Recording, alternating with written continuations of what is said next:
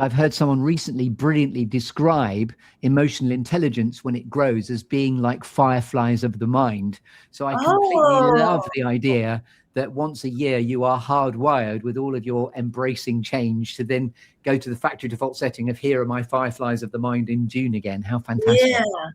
Because it's so special. That's a great tie-in. And then another thing, again, you're probably going to giggle, but I love the water, the lake, the beach. Being able to just walk around and find a rock or a stone that just randomly happens to be there, and you pick it up, and then you're near the lake and you toss it. I know how to skip a rock. I think my biggest skipping is like 8 jumps, maybe 7, 6 around in there. Yeah. Stereotypically, a man can't visit a body of water when there are stones around without skimming. So I love the fact that we've got a samurai female skimmer, and of course, it's not a Yeah, gender-specific sport, but it's funny how men have to sort of interfere with the calm of the lake and always splosh something in.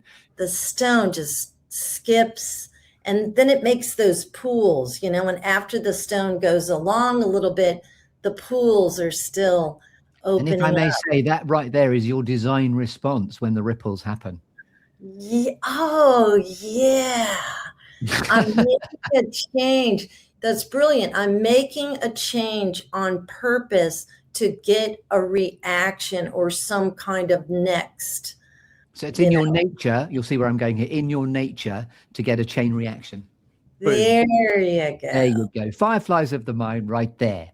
Yeah. And now the one is a quirky or unusual fact about you to get to the end of the 4-3-2-1 construct side of what we're doing. What's a quirky or unusual fact about you, Laurie Heller, designing response angel, that we couldn't possibly know about you until you tell us? It kind of ties in with the fireflies, the rocks, the being outside. I love fishing, fishing of every kind. But just to be clear, not so much the catching.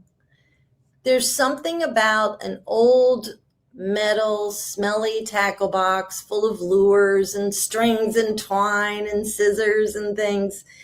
And then your fishing rod with your big bobber on the end or a lure or something. And then you walk over to this broken down pier and you just sit there in all the stillness. Yeah, so the scratch and sniff nature and the sense evocation of the fishing and the bait box and everything else is lovely.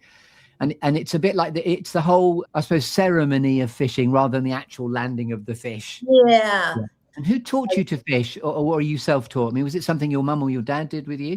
Oh, my grandpa taught me, and we would do this together. What's the name of your grandfather? Oh, he has a beautiful name. He's up in heaven right now, probably saying like, "Oh, Lorianne, why are you telling these stories about me?" Homer Lemuel Fletcher. Is that a name and a half or what?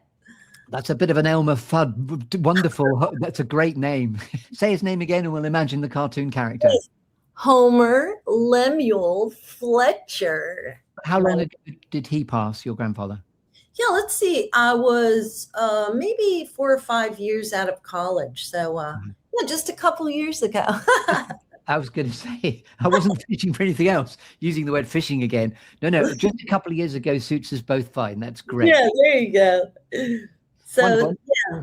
So any other family members with awesome names? I guess my grandma, her name was Mamie Lucille Bivens. I love those old-fashioned names. One of my aunts, Ruby, Jessie, Right.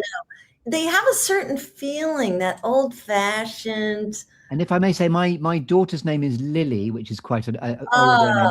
And then really profoundly for me, as a favorite name, my son is called Stan because of my adoration of Stan Laurel as being my I think I heard that. That is beautiful. I love that tie-in, and it probably every time you say his name, it gives you this certain feeling, right? It absolutely does. Yes, absolutely. Laurie Heller, we have shaken your tree. Hurrah. So now we stay in the clearing, which is by the beach with some sand between your toes. You could be fishing, you could be pond skimming with the stones. And now we're going to talk about alchemy and gold. So when you're at purpose and in flow, and it doesn't have to be about designing for response, but when you're at purpose and in flow, what are you absolutely happiest doing in what you're here to reveal to the world? So professionally, when I get called in, there's either a problem that needs to be fixed, or it could be maybe they're launching a new product. They're bringing you in, here's that visual, those magnetic pieces that you can snap together and then, like that. Yeah. Snapping the pieces together, on a campaign, digging deeper. Most people tend to accidentally, without proper training, stop here.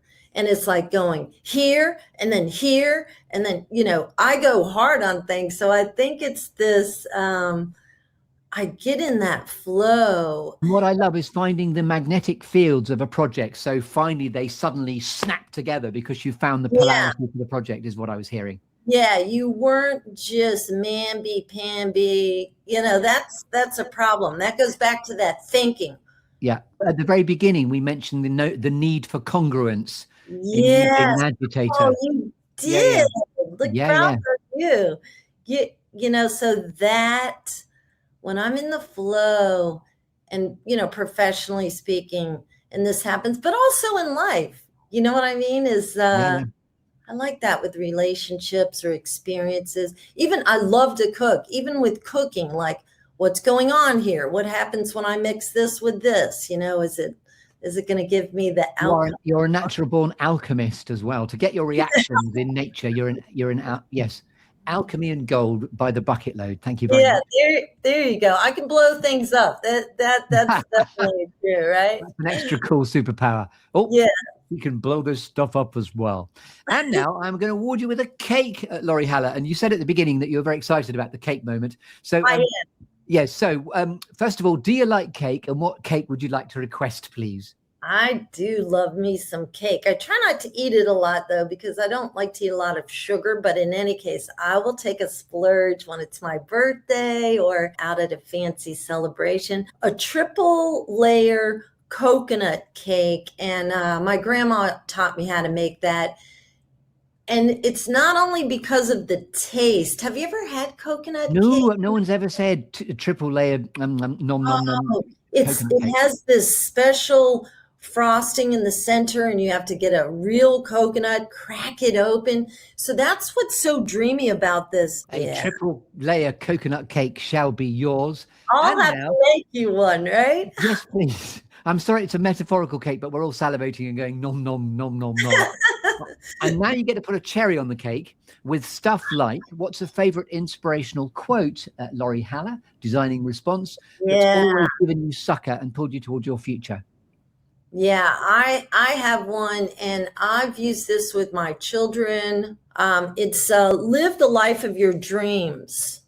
That's the big part right there. Live the life of your dreams. So I watch people not doing that, and that's very sad.